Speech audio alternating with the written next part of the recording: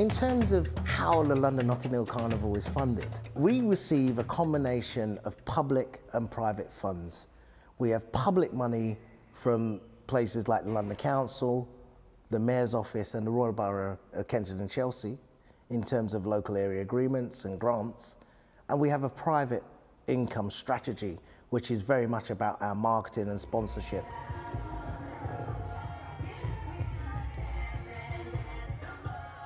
How do you generate income that could be plowed back into the development of the event when it's a free event that received very little funding and very little support generally?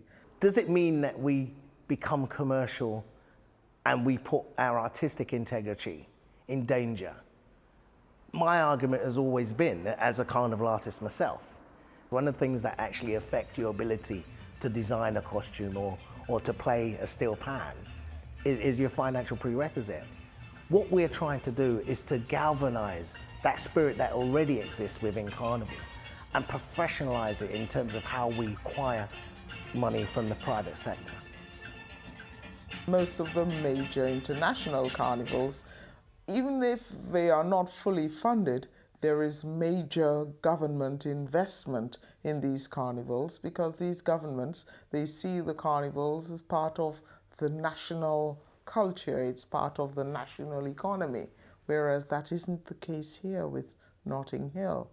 And I don't think that's the case with any event in England except for, say, Remembrance Day. You know, they feel they have a duty to fund it, and so they should. But Carnival has that message. It is about commemorating the sacrifices that our ancestors made that allowed us to be here.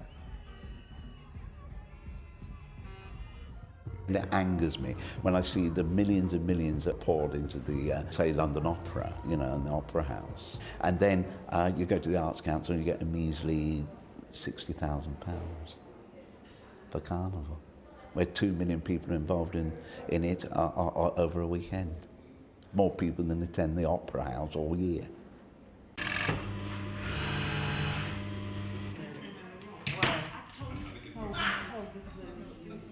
What makes Carnival quite unique is that the grassroots community isn't as detached as one would imagine for such a large event. The actual artists are DNA of Carnival. The artistic organisation, which represents the arenas, have a direct relationship with the board itself.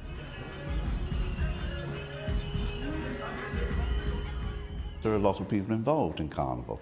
It's a democratic organisation. There are 5 arenas. There's some 50,000 people that take to the street actually as participants in Carnival that belong to bands. At the heart of Carnival lies community. At the heart of community lies the individual and individual freedoms and individual rights. And Carnival has always been about the expression of all that within a collective form.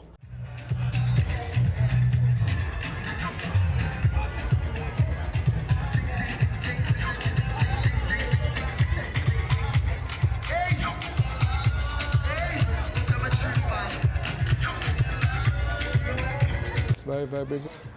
We don't stop the 2 days, like we work like 48 hours. Every day we're preparing ourselves for the weekend carnival, Sunday and Monday, yeah. We're well prepared. For us it's like a kind of Christmas and New Year come at once in 2 days. We sell tickets, which we never normally do because as a pub we don't tend to sell tickets, but it's just a massive income for us.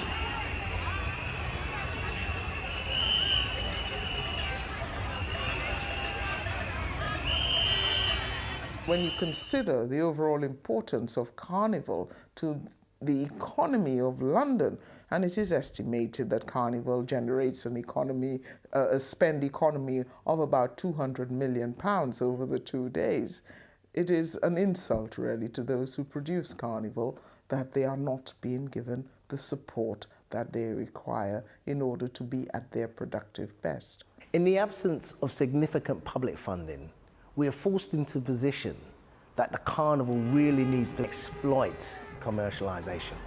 There should be some way in which income could be generated in a major way to plow back into carnival, either through, say, the sale of the intellectual property rights, so that the media would have a greater input, make a greater input of funds into the event, or either through corporate sponsors who will exploit parts of the event that will generate money that will go back into the event, and for which the community that organizes carnival will need to be accountable with a view to making a profit, so that that profit can then go back into the development of the event.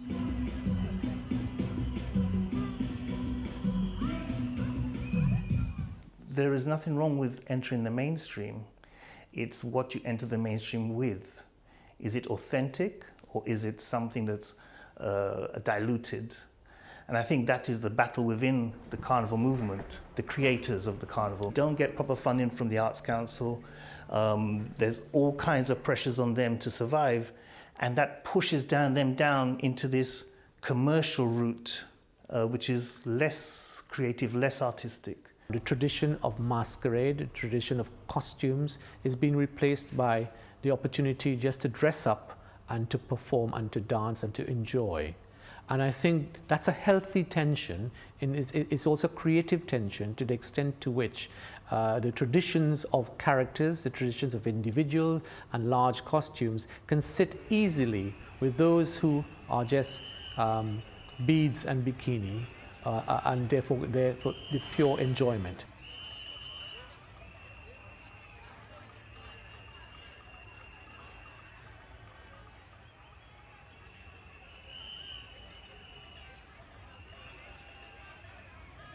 Carnival does need to be commercial.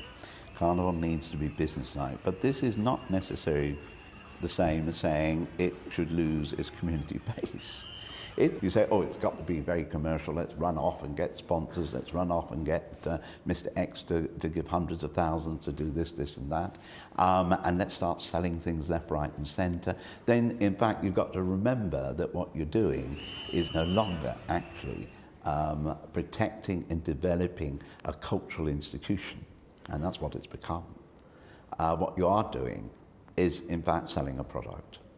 We are committed to develop this brand, so it's not only an entertainment brand that generates finance, that enables artists to perform, but it's a brand that has some form of social responsibility. But there is a culture of get rich quick because of the times we're in. It's nothing to do with carnival. But look at the number of people, we could be rich. How are you going to do it? There are individual and separate groups. There must be about 100 out of them.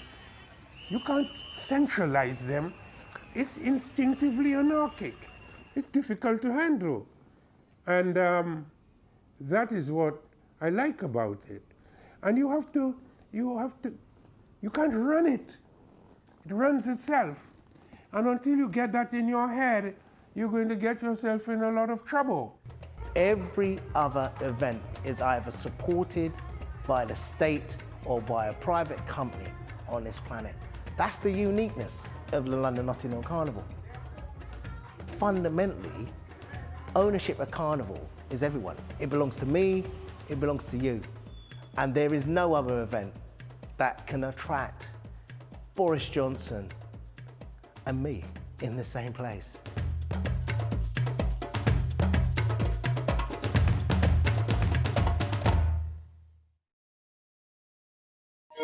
Thank you.